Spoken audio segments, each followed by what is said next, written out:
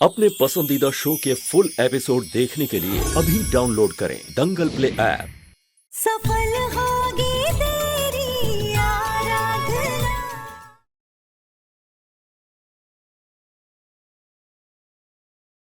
क्यों करेगी देविका ऐसा, और क्या हासिल होगा उसे ऐसा करके? जिस परिवार के साथ वो रही है, इतना मानती है उन्हें नुकसान क्यों पहुंचाएगी आराधना? शराब! शराब! बहुत हो गया तुम्हारा ड्रामा।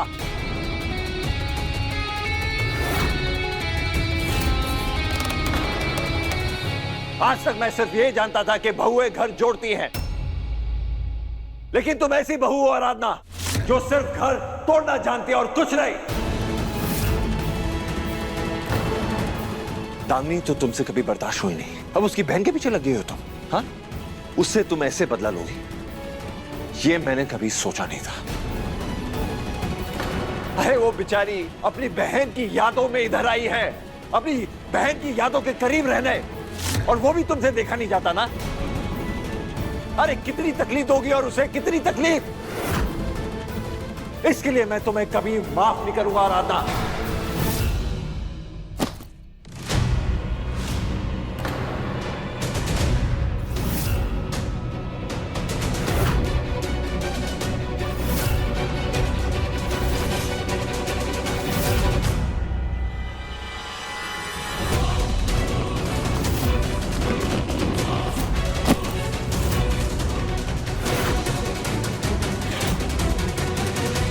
देविका, ये क्या कर रही हो तुम? और सूटकेस लेके कहां जा रही हो तुम? देविका देखो, तुम कहीं नहीं जा रही हो। कम ऑन यार प्लीज, क्योंकि हम में से कोई भी एक पल के लिए इस घटिया इल्जाम पे यकीन नहीं करता है।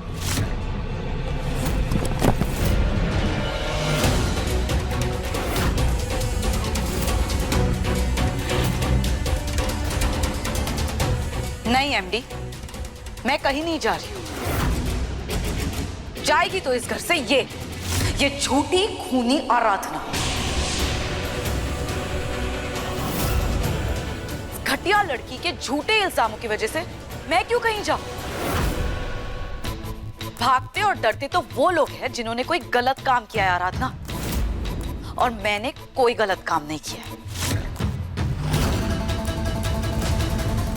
तो ना मैं डरूंगी, ना मैं छुपूंगी, और ना मैं भागूंगी। इस घर से सिर्फ आराधना बाहर जाने वाली है।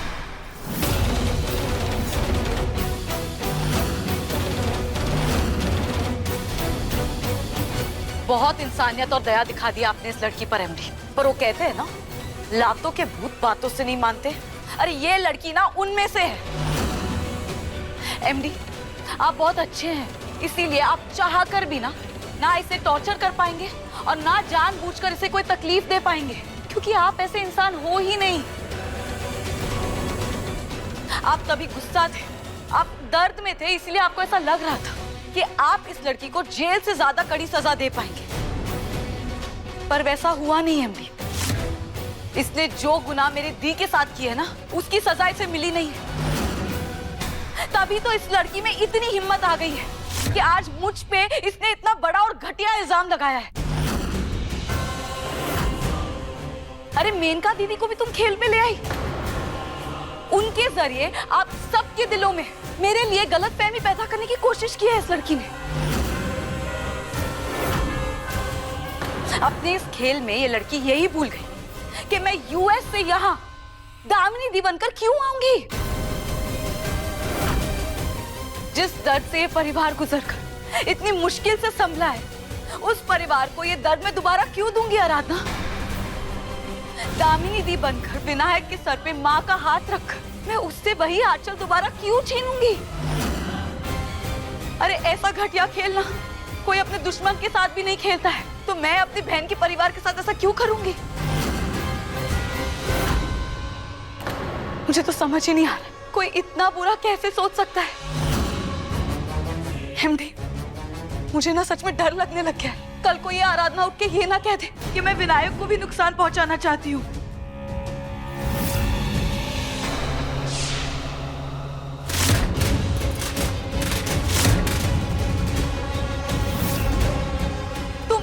तक गिर जाओगी क्या? मुझ पर मेरे ही भांजे को चोट पहुंचाने का इल्जाम लगाओगी तुम? मुझे ना यकीन नहीं हो रहा है कि ऐसी वाहियात हरकत भी तुम कर सकती हो। इतने दिन से इतनी सारी लापरवाहियां कर रही हो तुम, सबको नुकसान पहुंचा रही हो तुम। देविका जी, पूजा वाले दिन आप बस।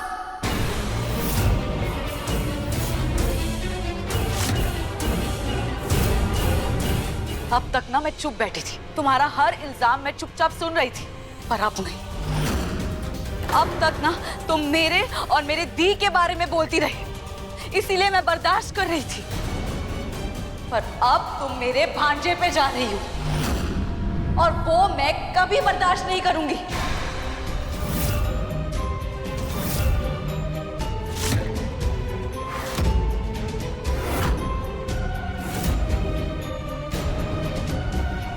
आई एम सॉरी एमडी, पर ये लड़की इस घर में रहना डिजर्व ही नहीं करती है। ये घर मेरी दामिनी दी का ना मंदिर था और ये लड़की यहाँ पे अशांति फैला रही है। यहाँ रहने वाले हर एक इंसान के साथ मेंटल टॉर्चर कर रही है। ये ऐसे अपवित्र कर रही है इस घर को, और मैं इसे ये हक नहीं दूंगी।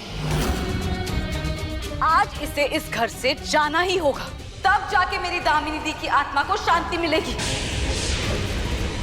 बस देविका, बस।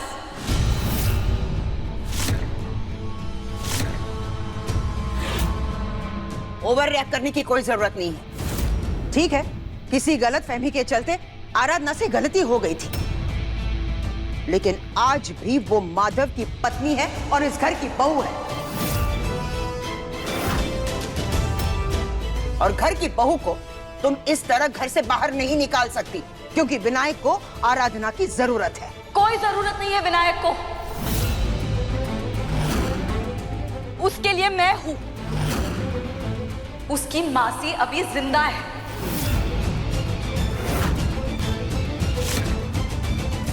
एमडी, आप ही ने कहा था ना, एक मासी मां समान होती है, तो विनायक की मासी ही उसकी मां बनेगी। एमडी, मैं अपने भांजे का पूरा ख्याल रखूंगी। मैं विनायक को कभी उसकी मां की कमी महसूस नहीं होने दूंगी। एमडी,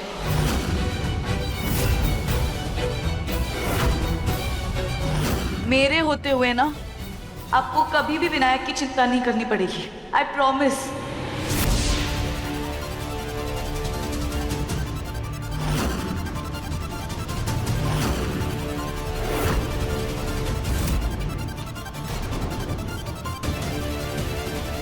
क्या हो गया एमडी? आप इतना सोच क्यों रहे? इतना भी विश्वास नहीं है, इतना भी भरोसा नहीं है क्या मुझ पे?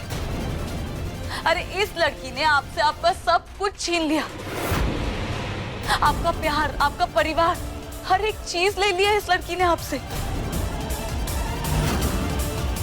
जो थोड़े बहुत रिश्ते बचे थे उसके भी पीछे पड़ गई है ये। और आप अब भी इस लड़की को मौका देना चाहते हैं? नहीं एमडी, नहीं। इसे जेल से बचाकर लास्ट टाइम आपने जो गलती की थी ना, उसे आप दोबारा प्लीज मत कीजिए एमडी। इसे इस घर से बाहर निकालिए।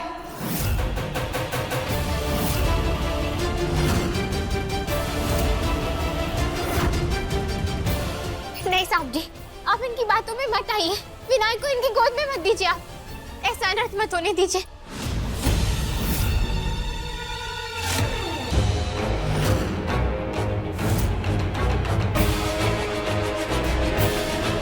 अब तुम कुछ नहीं कहोगी आराधना? ठीक है, मैं कुछ नहीं कहूंगी, लेकिन मैं विनायक को इनके पास नहीं दूंगी। कुछ भी हो जाए, मैं विनायक को इसे नहीं सौंपूंगी और मैं इस घर से कहीं नहीं जाऊंगी।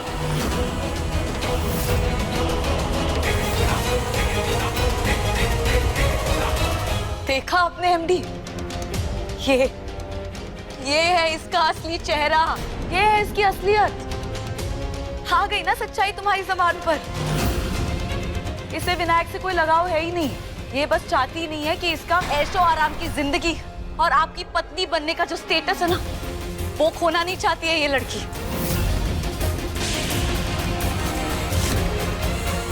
तुम मेरी बहन की जगह लेना चाहती हो ना, पर मैं ऐसा नहीं होने दूंगी आराधना। एमडी, आज आपको फैसला लेना ही होगा। मेरी बहन के साथ आप इतनी बड़ी नाइंसाफी तो नहीं कर सकते हैं ना। इसे बहुत बार माफ कर दिया है आपने, पर अब और नहीं। आज आपको चुनना होगा एमडी। या तो इस घर में आज ये रहेगी या फिर मैं।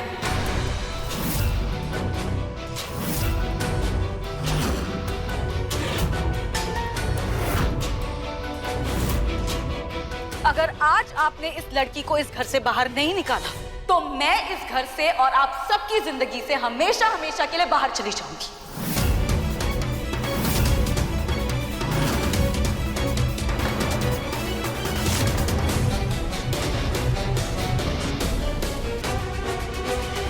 बड़े भैया, गाड़ी आ गई, वो भी आ गई।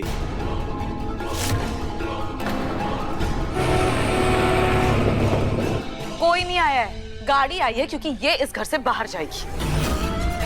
नहीं मैडम, वो आ गई। ओहो, कौन आया है? गाड़ी आ गई, साथ में दादी भी आ गई।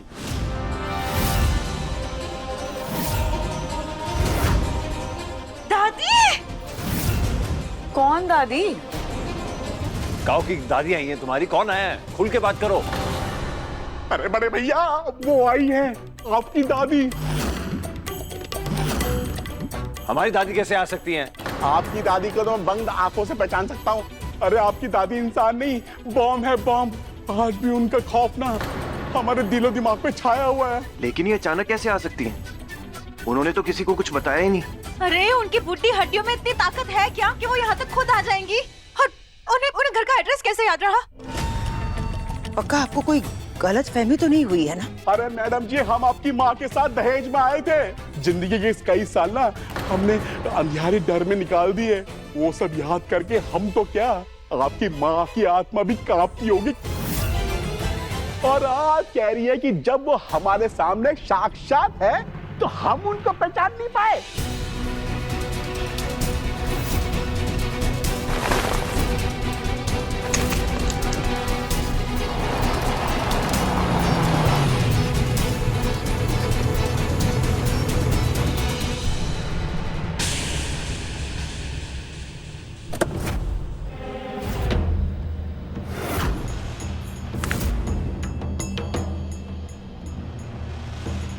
सच में दादी आई हैं?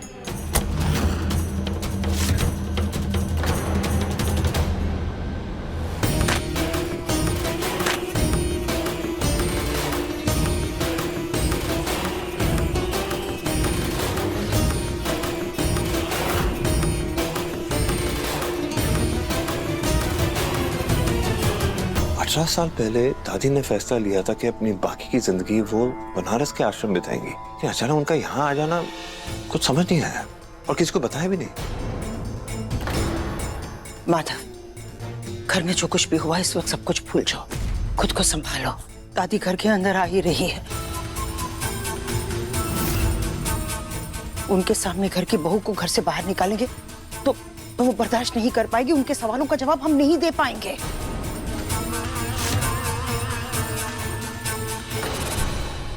लेकिन एमडी, देविका,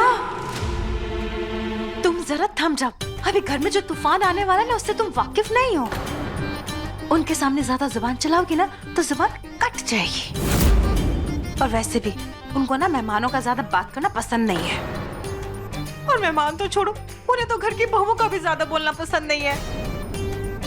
तुम नहीं जानती, अपनी शादी के 1 महीने बाद तक मैंने कैसे झेला है उन्हें। तुम्हें पता है, रात को ना सपने से भी डर के दादी दादी करके उठ जाती थी मैं। ओह माय गॉड, उनकी टेंशन से तो मुझे रिंकल्स आ जाएंगे। और जब तक वो इस घर में रहेंगी ना, मेरे रिंकल्स वापस नहीं जाएंगे। ओह गॉड, पल्लू, ये ब्लाउज तो स्लीवलेस है।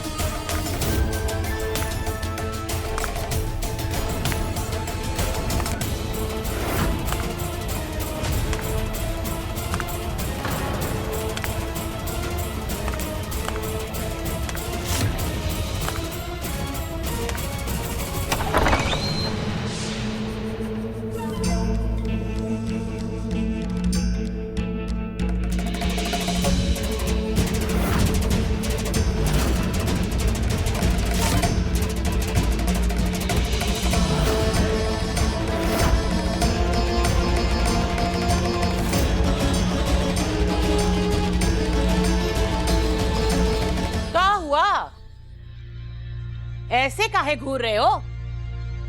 अरे दादी है तुम्हारी,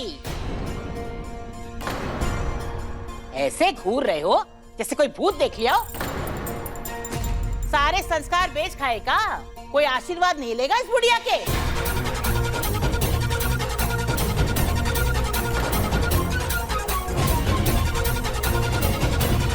दादी खुश रहो।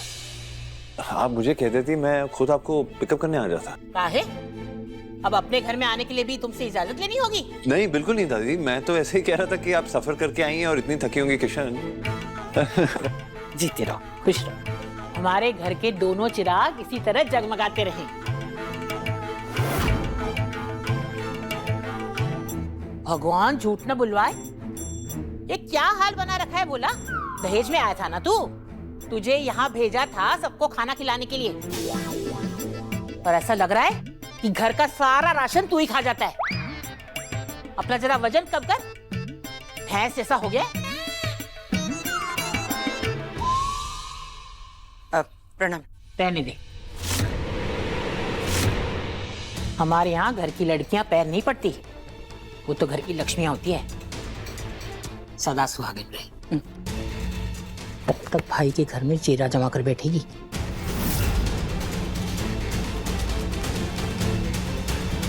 खुश रहे। बड़ी नानी, बड़ी नानी। खुश रहो। अरे तू तो बिल्कुल लंबी ताड़ हो गई है। नमस्ते बड़ी नानी। सदा खुश रहो। ये क्या है हा? बहन के साथ प्रतियोगिता चल रही है? किसकी चोटी कितनी छोटी कितनी मोटी? हाँ, कल मकर संक्रांत है, इसके बाल कटवा देना।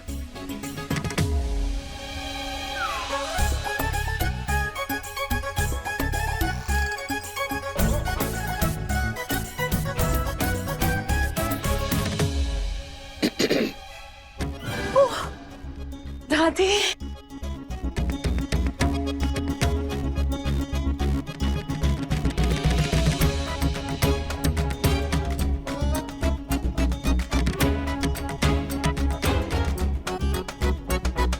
दूधो नाव पूतो पलो। नमस्ते बड़ी दादी। कैसी है मेरी सोन चिड़िया? भगवान झूठ न बुलवाए किशन, फुलवारी में एक फूल कब तक रहेगा? अरे बगीचा तो हरा भरा ही अच्छा लगता है ना। क्या कर रहा है तू? हाँ, 7 साल से सिर्फ आराम कर रहा है। अरे कुछ मेहनत कर ले। बिना बेटे का परिवार अधूरा होता है, समझा देना इसे।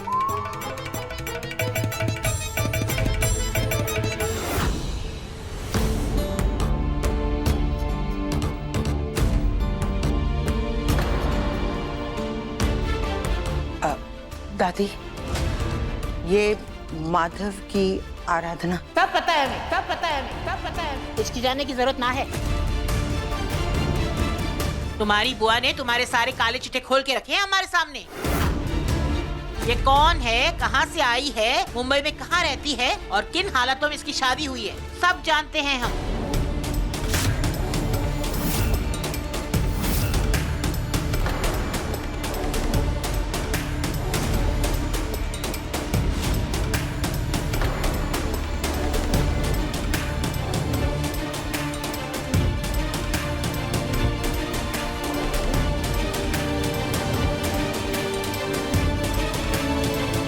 परमानंद,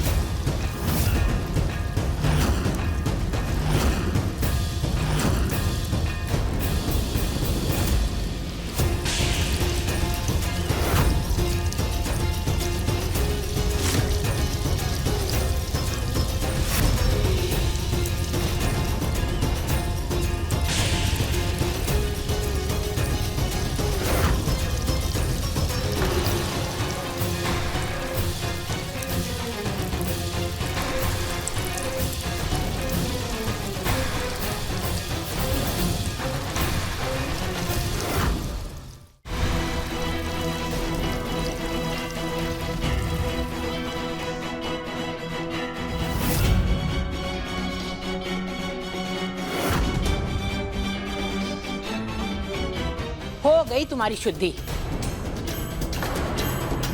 खास दशवद्ध से हवन करा के लाए थे ये गंगा जल तुम्हारी शुद्धि के लिए।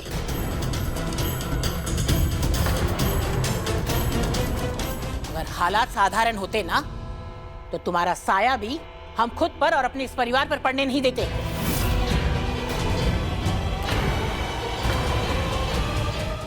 परिवार की बहुएं एक बिरादरी और एक ओहदे की होना तो घर का मान सम्मान मर्यादा सब कुछ संभाल कर रखती हैं।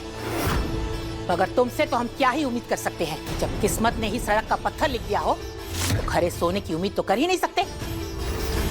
लेकिन भगवान ने अगर अपनी इच्छा से तुम्हारा और माधव का रिश्ता जोड़ ही दिया है तो कर दी हमने तुम्हारी शुद्धि। हो गई तुम भरद्वाज, माधवदास भरद्वाज की पत्नी और घर की बड़ी बहू।